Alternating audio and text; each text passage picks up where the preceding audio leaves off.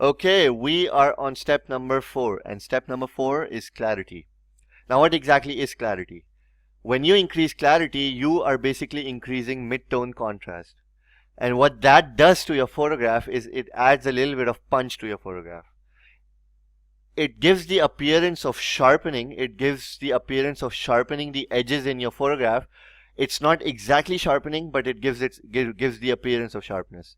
So the result of increasing clarity is basically it adds a little bit of punch to your photograph. Now, before I go ahead and apply clarity to this photograph, I want to take it through the first 3 steps. What were the first 3 steps? The first one was camera profile, and I have already changed that to camera vivid. Step number 2, white balance.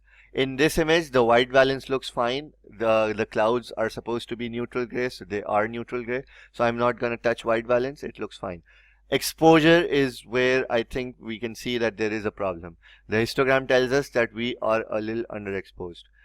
So what I'm going to do is I'm going to move my shadow slider to bring out some detail in my shadow areas. And I have gotten some detail in the shadow areas, but I feel that the overall image is a little bit dark, and the histogram is also telling me that there is room on the bright side. So I can move the exposure slider to brighten up the entire photograph a little bit.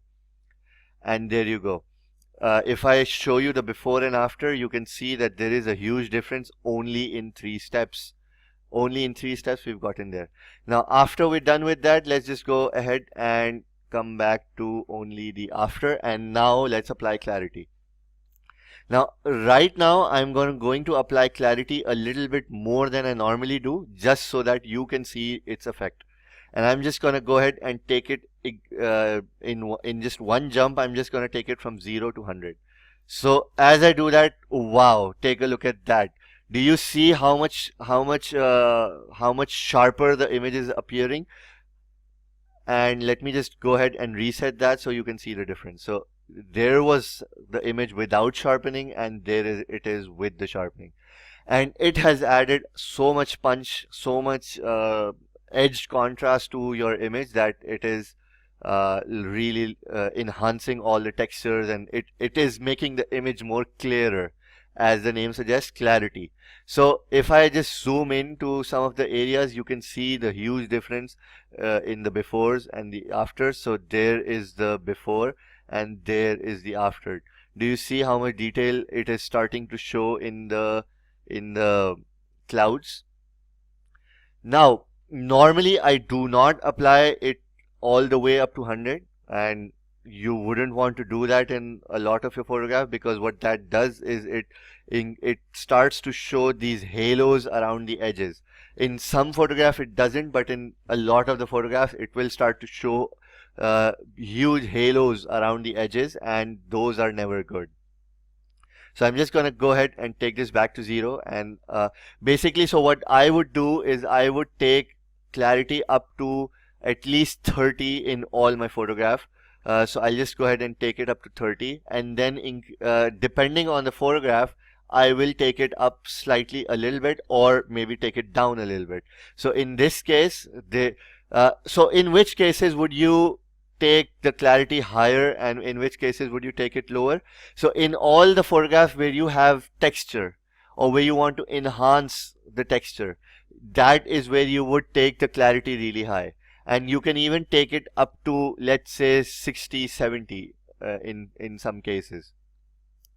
But in cases where you do not want the texture to get enhanced, you want everything to look a little bit softer, in those cases you would not take increased clarity at all. So which cases would those be? So whenever you're retouching portraits, for example, so let me just go ahead and actually open a portrait, and that would basically show you what I'm talking about. So let's take the portrait of this kid, and let's open that here. So do you see, this is a really cute kid, and you do not want the texture on his skin to be so enhanced that it shows up each and every scar or each and every pore on his skin. So when I increase the clarity on this portrait, wow, do you see what it does to his skin? You would never want to do that to a cute little child, or maybe a mother and a child. So or maybe a picture of a flower. So in these cases, you would probably even keep the clarity at 0. You do not touch clarity at all.